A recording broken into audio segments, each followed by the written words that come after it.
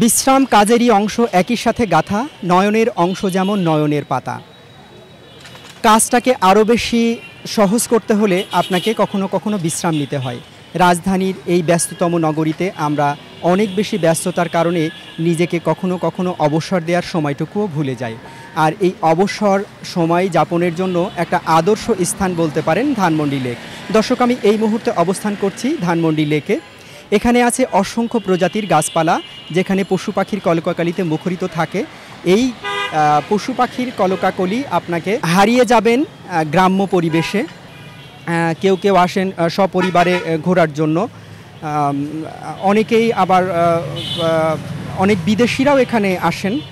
তো এখানে আপনি ঘুরতে ঘুরতে কখনো ক্লান্তি বোধ করবেন না।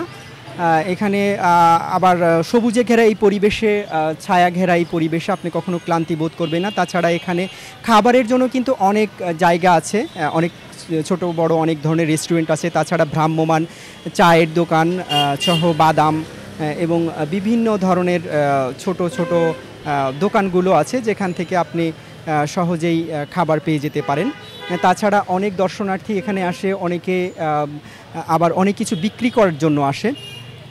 অনেকে আবার মনে করেন যে ছোট ছোট খেলনা সহ বিভিন্ন জিনিস এখানে বিক্রি করে। এবং এই পরিবেশটা আসলে সত্যি অনেক মনোমুগ্ধকর। এই পরিবেশে আপনি আপনার পরিবার সহ ঘুরে যেতে পারেন। তো এই ধানমন্ডি লেকটা মূলত 1956 সালে যখন পরিকল্পিত নগরী গড়ে তোলার একটা পরিকল্পনা অনুযায়ী এটা গড়ে তোলা হয় আর কি। এটা কাজ শুরু হয় সেই সময় থেকেই।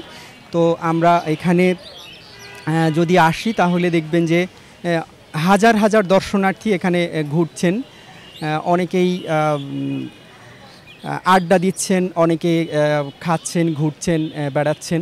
তো আমরা আসলে দেখতে পাচ্ছি যে অসংখ্য দর্শনার্থী এই মুহূর্তে। আমরা সব সময় আসলে বিকেল বেলাটা আসলে বেশি দর্শনার্থী আসে। আপনারা হয়তো দেখতে পাচ্ছেন যে অসংখ্য দর্শনার্থী এখানে ঘুরতে এসেছেন, যার যার মতো সময় অতিবাহিত করছেন। তো আমরা অনেক ছোট বড় বিভিন্ন বয়সী মানুষকে দেখতে পাচ্ছি। তো